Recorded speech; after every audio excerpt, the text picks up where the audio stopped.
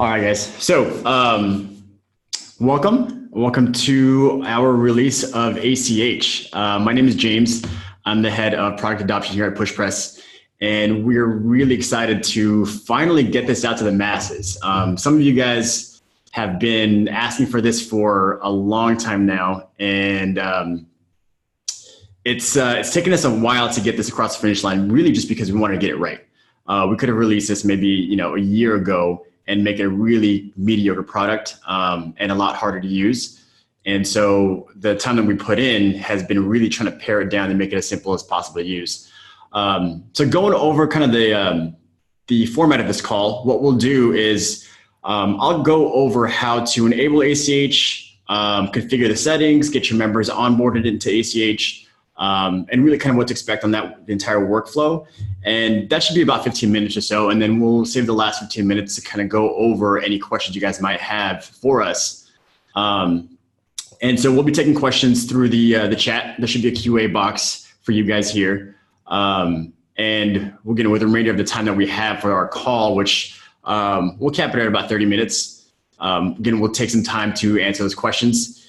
And if there's something that we missed, just shoot it over to us in the chat button, just like you guys always do. And we'll make sure we get back to your questions, guys. All right. So without further ado, let's kick this off. Where are we at? All right. So ACH, again, a lot of you guys have been asking for this for a while, and we're finally getting across the finish line. We've had a good group of a few beta testers that's really helped us kind of shape what we've offered and how we kind of structured ACH payments. So for those of you guys who were privy to our beta ACH groups, thank you guys. You guys helped out a ton. So what is ACH? Just kind of making sure we've kind of defined it so we know what we're all talking about. ACH is just an alternative to credit cards. So it's just a bank-to-bank transfer. So instead of processing someone's credit card or receiving cash payments, you can directly tap into someone's bank account as long as they give you their information and their consent, and you can take payments that way. So the big pro to this is it comes a lot cheaper than credit cards in terms of transaction fees. So for those of you guys on PushPress Pro account, your transaction fees for ACH will be at 0.8% plus a 30-cent transaction. And then for those of you guys who are on our free PushPress accounts, your ACH rate will be 1.8%, which is still 2 points lower than credit cards. So over time, that's a huge savings, especially if you can get a lot of your recurring membership, your recurring revenue to ACH. Again, that's just, if you can instantly grow your revenue or save revenue by 2%, what does that look like for you at the end of the year? For a lot, that's, a good vacation, which is much needed if you're sitting on these calls, or, an improved or expanded budget to be able to offer, improvements or new equipment at your facilities, those kinds of things. Now, so the drawback to ACH, the big one is really just the time it takes for the ACH payments to be confirmed and then for it to actually be deposited to your account.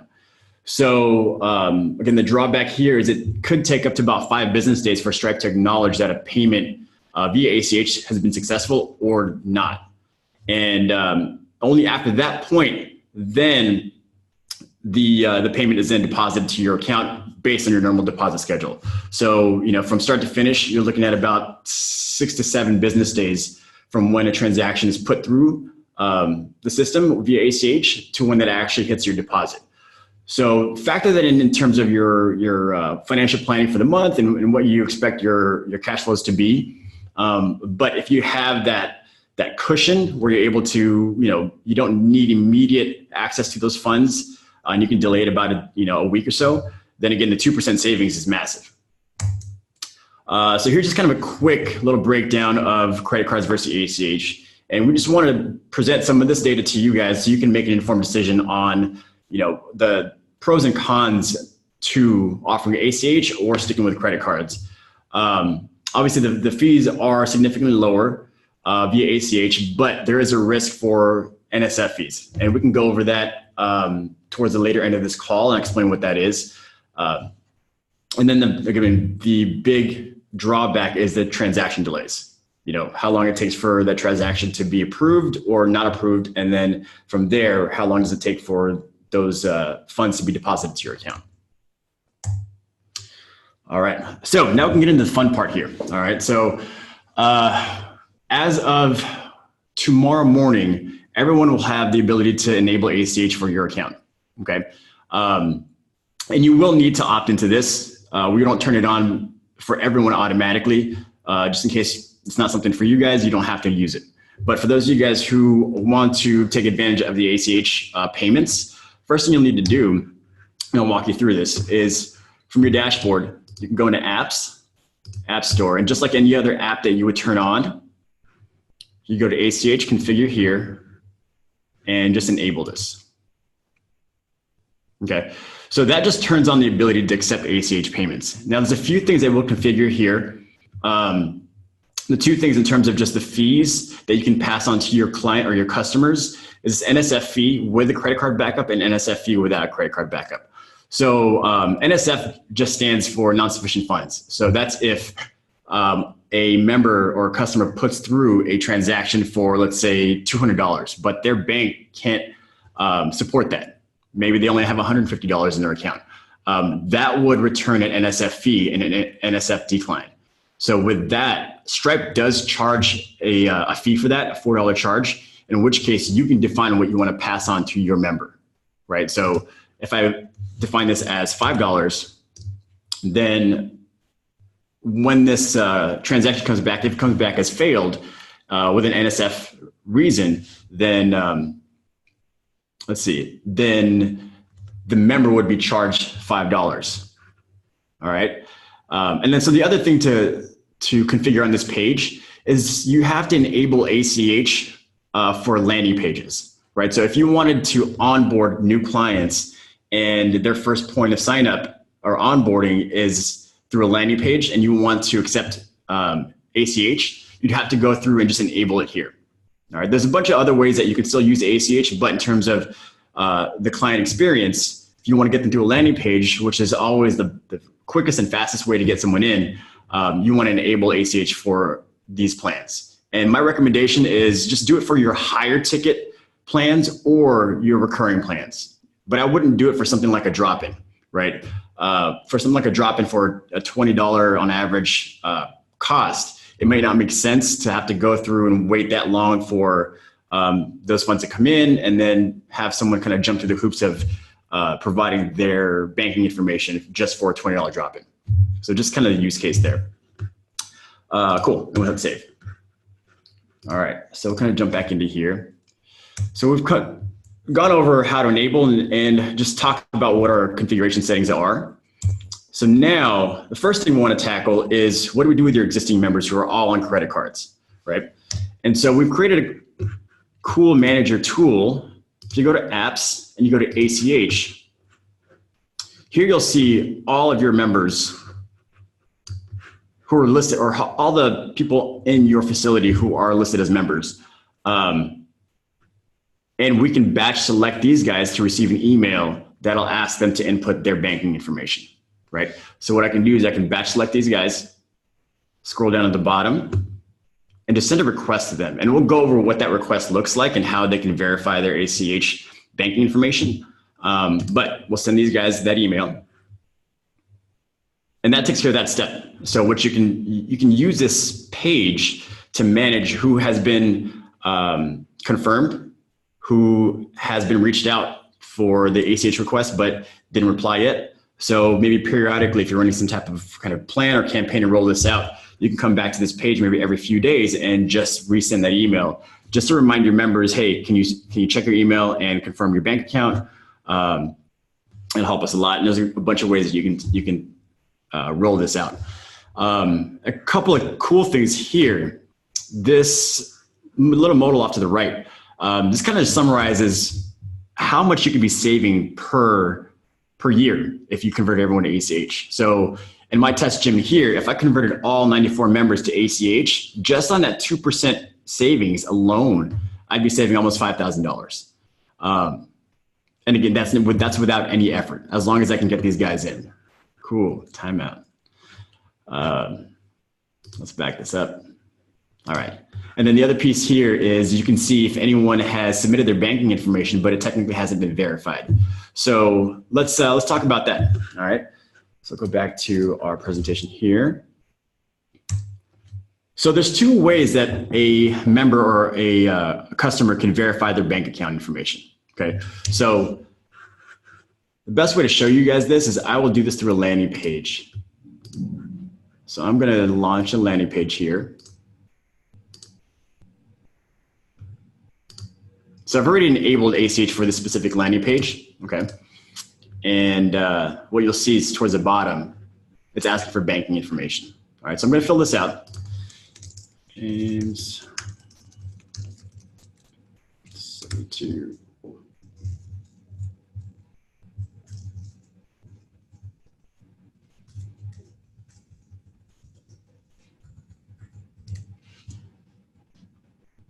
A few more pieces of information here. All right, so now for the fun stuff. And this is what's kind of taken us a while to be able to get across the line because we wanted to make this as fast as possible. So what a client or a customer would do is input their banking institution, right? So I use Chase, and that's a pretty popular one. And you'll notice it becomes selectable here, okay? So all that means is now I, as a member or as a customer, can log into my Chase account and approve it for use in PushPress or for your facility, right? So I'll walk you through what that looks like. So go to continue. They're gonna log in with their own banking information here. So let me type in mine. And this is fake, guys, so you're not gonna see my real information. So it's as simple as that, right? If they can log in, they can select which account they wanna debit against and hit continue. And that's it. So now this bank is approved for use in PushPress, right? I can hit sign up and that transaction has temporarily gone through. And I'll explain why it's temporary for the time being. But again, this is just the member's experience and what they see, all right? So this is the automatic way they can enable their banking information for use in PushPress, all right? Now, there's another way that they can do this. Let's see. Let me launch another landing page here. Okay, so I'm going to input my information here again.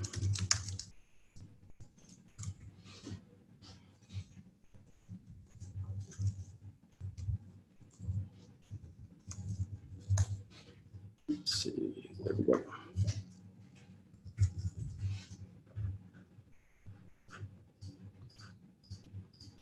Okay, so let's take, for example, maybe I use a small credit union, right?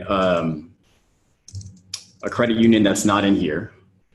I can't find that credit union, right, to be able to log into, or maybe my banking institution doesn't have an online login. That's fine. And so our backup plan there is kind of the old school way of just inputting the routing number and account number. So I've got one already pre-populated here. Right, so I've input my routing number and my account number, and I can sign up. And so this walks us through the same exact scenario, right, where the member has put in their information, and then they get confirmation that their plan is active and ready to go. Okay, so now the couple of things that we want to consider here is what actually happens in the background. Right, I told you guys about this delay where when someone puts a transaction through for ACH, it's not automatic whether it's approved or it fails. Okay, so let's go back to my test member, test ACH 72. Okay, so this, if you remember back for this particular example, this was a client I created and logged in through my Chase account. Right, so you can tell that this is verified, okay? Now, so that transaction has gone through. Now, if I go back, let me find my other guy here. Oops, ACH 772, I think that was what it was. Perfect. So in this case, this is an unverified bank account, right? All I did was submit my routing number and my account number, but I didn't get any confirmation that that this was my account. Okay, so there's something that your member has to do from their end, and what they'll see once they submit their account information, their routing number and their account number, they'll receive 2 micro deposits in the next couple of days. Okay, so they'll be able to verify those deposits via email. It'll kickstart an email here, so they'll receive an email saying, hey, please verify these charges to connect your bank account. All right. The other alternative is you can do it on your end too, as an admin or as a staff member. So let's say if this member, James, comes in and he's like, yeah, I did get those funds in, those test deposits in. Can I verify with you? Sure. So what we can do is verify bank account here. And let's say it's 32 cents and the next amount is 45 cents. Hit save changes. Let's see. Perfect. So now we're good to go. So you can see that this was verified, right? And now that once this bank account is verified, I can use it for any other purchase in the system. Let's say if I wanted to sell this member a large personal training package, ACH will be available now to use as a payment option. One thing to note is when someone inputs their banking information, it won't automatically update their payment information for all the other plans they have active with you guys. So you'll have to go through and change the billing method on the plan level. So let's say I get the alert that James has updated their banking information. What I'll need to do is go to change billing method, right? And I can select the bank account. We just made it that way so we don't make any assumptions on what plans members want on ACH and what they want on credit card. So that's kind of the one hurdle you'll have to jump through and manage is once a member does input their information, then to go through and make sure you update their billing method associated with that plan. All right. And that's kind of it. So not too much to explain there. Again, a lot of it is just kind of weighing the pros and cons of, does ACH make sense for your workflow and for your cash flows? And if the answer is yes, then enable ACH. Again, just go to the App Store, enable it there, and then you can start managing the transition from credit card to ACH through the ACH settings here. All right. So that kind of wraps up our call today. Not a whole lot. It was a big announcement, and because we made it so easy, it's a pretty quick call. So what we can do now is let's see if we can field some questions for you guys. Let's see what we got. Oh, no questions. All right, so Dan's gonna play old customer advocate here. So if you don't know, Dan is our CEO. So he's gonna throw me some questions on you guys. His question was, how will we know the manual verification process has been completed?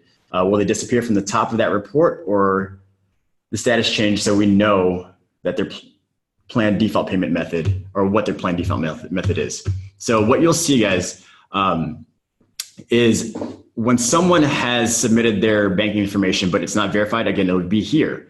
Once they have been verified, a couple things happen. Their name is removed from this list, and you also get an email alerting you that their bank account is now verified.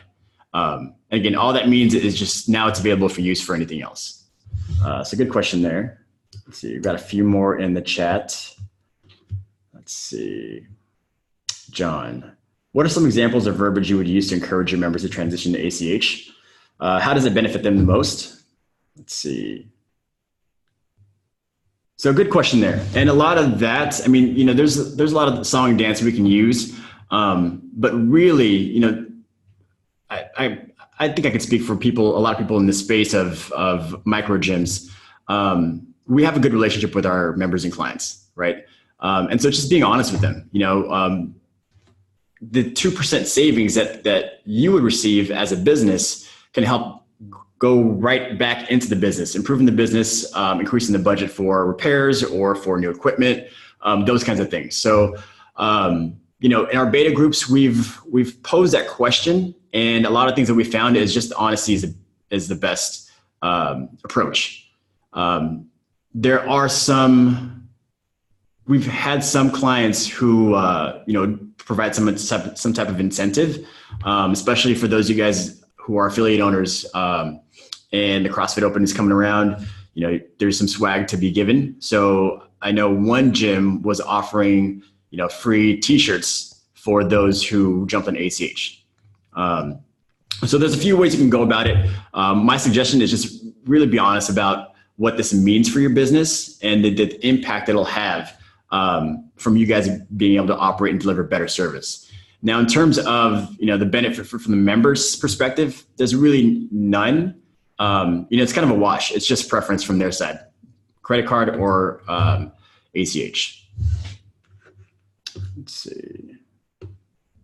So Jason asks, with the landing pages, can you have ACH and credit card options available? Not from the landing page. So there's two options there. If you wanted to onboard someone to a specific plan via credit card or ACH, you'd have to create two different plans. But the reason why we didn't make it optional to have ACH and credit card on the same landing page is because I'd say 9 times out of 10, a customer or member is going to always choose credit card. So what I would do is for those landing pages, reserve it for the plans that you expect to roll ACH with, right? So again, that's going to be any recurring plans or larger ticket offerings that you guys have. But allowing that choice of credit card versus ACH on the same plan at the point of purchase, they're always going to choose credit card. And so the reasoning for this is to be able to steer them to the result or the action that we want. Obviously they can still use a credit card. They would just need a different landing page, or they would need to be onboarded manually through the system. Let's see. So Debbie, any best practices for telling members what we're doing? So going back to the same question that John had, just being upfront, I would send out an email, post to your Facebook group, and again, just be honest in what this 2% savings means. And they don't even need to know what the savings percentage is, but just let them know that this will help your operations. Let's see. So I'm just going through the questions here. Will ACH work with a kiosk? No. So again, with ACH, we've limited it to just being used for larger ticket or higher recurring items. Now, if the member or the client has ACH enabled and their banking information is on their account, they can use it just like they would a credit card.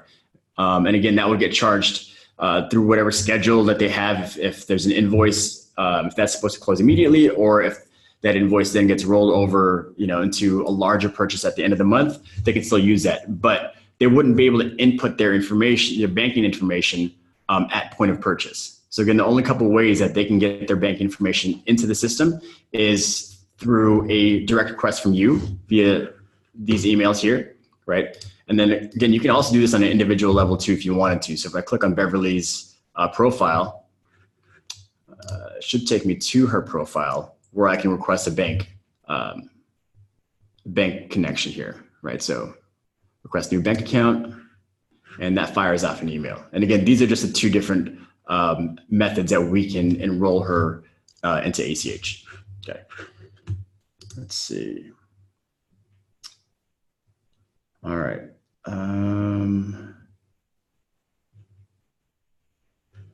So Lakin asks, are there any other plans to enable both credit card and ACH options on the landing page? As of right now, there are no plans to do that.